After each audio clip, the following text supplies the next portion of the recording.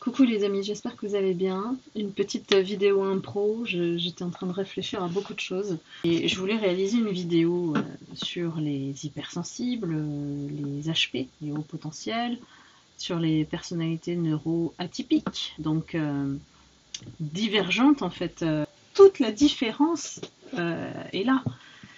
Et souvent, je fais la comparaison avec le racisme parce que finalement, quand on va toucher du doigt en fait ce qui blesse, c'est souvent parce qu'on ne connaît pas les gens, parce qu'on a peur de l'inconnu, parce qu'on a de réelles insécurités intérieures qui ne permettent pas d'ouvrir le parapluie de ouvrir son état d'esprit plutôt que de le fermer. Euh, la différence, pour moi, je l'ai toujours vécue depuis toute petite. Et ça a fait l'objet de critiques, de rejets, d'abandon, de beaucoup de trahisons. Ça m'a interpellée parce qu'il y a un pot de départ d'une personne à la retraite qui disait qu'elle a eu de la chance sur toute sa carrière professionnelle. Elle n'a rencontré que des personnes bienveillantes. Eh bien, moi, je peux lui dire que c'est une chance énorme. Et ce qui est bien, c'est que cette personne elle véhicule vraiment une énergie sage, très posée, très bienveillante en fait. La bienveillance attire la bienveillance. Bah, faut croire que non, parce que elle est souvent mal interprétée par des personnes qui justement sont là pour critiquer, vous mettre de côté parce que vous n'êtes pas comme eux, tout simplement. Donc c'est pour ça que j'en reviens à la notion de racisme, parce que on a peur de ce qui n'est pas comme nous. Et soi-disant, on est un pays dont la démocratie permet la liberté d'expression, d'être, alors qu'on regarde aujourd'hui, on est dans le chaos, quoi. On est dans le chaos, on a peur des uns des autres, on est dans une extrême maltraitance et violence. On s'octroie des droits qui sont clairement choquants. Ça a toujours existé, c'était dans les faits divers, hein, mais aujourd'hui, avec le numérique, la digitalisation et la diffusion sur les réseaux sociaux, on se rend compte que c'est très très violent euh, en termes de harcèlement, en termes de outrepasser ses droits en tant qu'humain et de prendre. Voilà. On voit que les gens prennent, se considèrent comme tel et tel. On voit plus du tout d'humilité, de sagesse, de réflexion. Ça devient limite bestial pour les personnes qui sont dans cette peur et ont écouté, on va dire, leurs démons, leur part d'ombre. Parce que ça a toujours été ça. Je l'ai compris très très tard que j'étais l'indicateur de ce qui pouvait tourner en lumière ou en part d'ombre, d'écouter ses propres ténèbres en fait, face aux personnes qui étaient en face de moi. Or, dans la vie, moi, je me suis toujours dit, on peut toujours avoir le choix. Et on l'a toujours. Quelle que soit, en fait, l'issue. Évidemment, la destinée fait que, normalement, c'est tout droit, mais c'est moins marrant si on n'a pas d'obstacles. Les obstacles, ça fait une boucle. Voilà, ça fait une boucle jusqu'à ce qu'on comprenne la leçon et on revienne sur cette lignée, ce cheminement, cette destinée unique qui nous appartient. C'est une empreinte, une trace. Et c'est pour ça que je parle de mission de vie après, parce que la mission de vie, c'est comprendre dans cette vie quel est votre rôle et qu'est-ce que vous devez incarner dans cette vie. Comprendre et décrypter, décoder ce qui a été hérité de vos ancêtres, des parents, de l'éducation, et comment on est guidé. Mais évidemment, j'ai envie de confronter l'ego et l'âme, parce que tous ceux qui ont écouté leurs démons sont dans l'ego aujourd'hui, et ce sont les gens qui en sont le plus dans leur peur. J'ai aussi l'image des chiens qui aboient, parce que Le chien, il sait qu'il aboie uniquement pour faire peur, pour faire face à sa propre peur, pour faire éloigner les intrus, toutes les personnes qu'il ne reconnaît pas en fait, et qu'il considère dangereux. Donc, j'ai envie de dire que c'est toute une question de perception et de qui vous êtes. J'ai vu beaucoup de personnes être sous l'emprise d'autres personnes négatives, et c'est un poison. Une seule personne peut détruire tout un groupe, toute une communauté, toute une famille. Aujourd'hui, on n'en est plus dans la loyauté. La loyauté, pour moi, elle est possible que si, effectivement, on est honnête. Déjà envers soi-même, mais l'autre aussi doit l'être. Aujourd'hui, on ne peut plus ouvrir une page et dire que ça ne nous plaît pas. On sera critiqué, jugé. On sera le problème, parce que ces personnes qui sont dans le déni veulent que tout va bien, veulent que on maintienne cette hypocrisie sociale, continuer cette fabrique de mensonges, que moi j'appelle la matrice, que en spiritualité vous savez que ce terme est utilisé, un système dans lequel des personnes, des gens, des situations sont maintenues sous emprise, sous manipulation, parfois de manière inconsciente, et puis lors du réveil, ça fait très très mal. Parce que lorsqu'on se réveille de ce type de situation, on perd tout. On doit perdre les choses. La vie, elle nous met devant ces épreuves-là, tant que l'ego n'accepte pas de baisser de niveau et d'être plus humble. Comment j'ai réussi à toucher la sagesse? J'ai compris que rien ne pouvait me briser, me détruire, à part moi. Moi seul détiens le pouvoir de me détruire. Tout ce qui vient de l'extérieur n'est qu'un décor. Un décor où il peut y avoir des fleurs et il peut y avoir des ronces. L'image que j'aime bien, et j'aimerais vous inviter à la conserver dans votre tête, pour tous ceux qui se sentent différents, mal jugés, harcelés, persécutés. Vous faites partie de ces êtres spirituels qui avaient un potentiel à faire émerger. Gardez l'image du marécage et que vous êtes la seule fleur de lotus capable de pousser, même dans ce type de milieu. C'est très important d'avoir cette image dans votre tête parce que la vie, elle est faite de haut et de bas, elle est faite d'erreurs. Voilà. Quand on fait une erreur, on traverse la boucle et puis on revient. On revient de toute manière au chemin initial lorsqu'on a compris notre erreur. Après, l'ego fait que on doit accepter de montrer une certaine vulnérabilité à l'autre. Là, je parle aux fiertés très mal placées, aux égos surdimensionnés qui se prennent vraiment pour Dieu parfois et abusent de leur position, de leur pouvoir. Ces personnes doivent comprendre que la vulnérabilité, c'est le signe que vous êtes un être humain. C'est le signe que votre humanité n'est pas morte, qu'elle est toujours là, quelque part en vous, vivante, et que vous reconnaissez par votre erreur, votre humilité, que vous reconnaissez l'autre en tant que tel, à part entière. La guérison de l'âme, une fois qu'on est sorti de là et qu'on est sorti de la matrice, comme on dit, qu'on s'est éveillé, et que j'avais un rôle déclencheur face à ces personnes qui acceptent ou pas de faire le bon ou l'autre choix d'écouter leurs démons.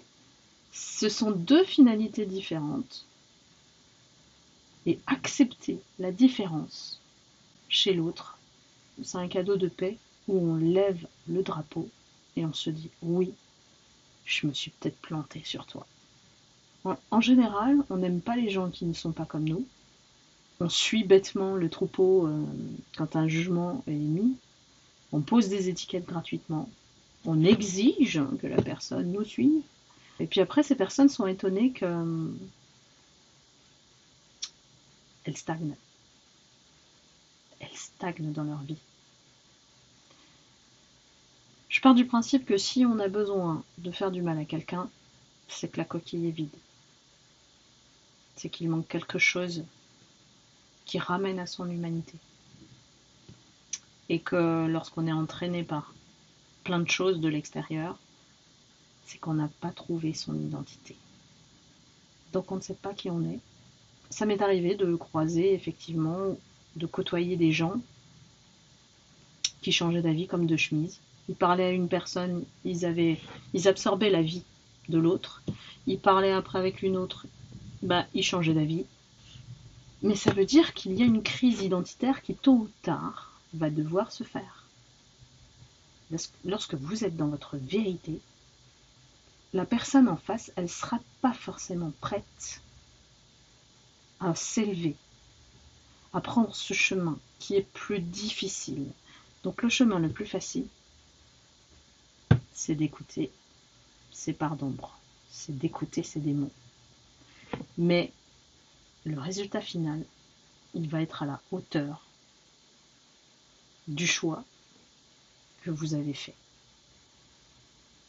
Et on dit, si vous semez des bonnes graines, et bien tôt ou tard les fruits sont récoltés.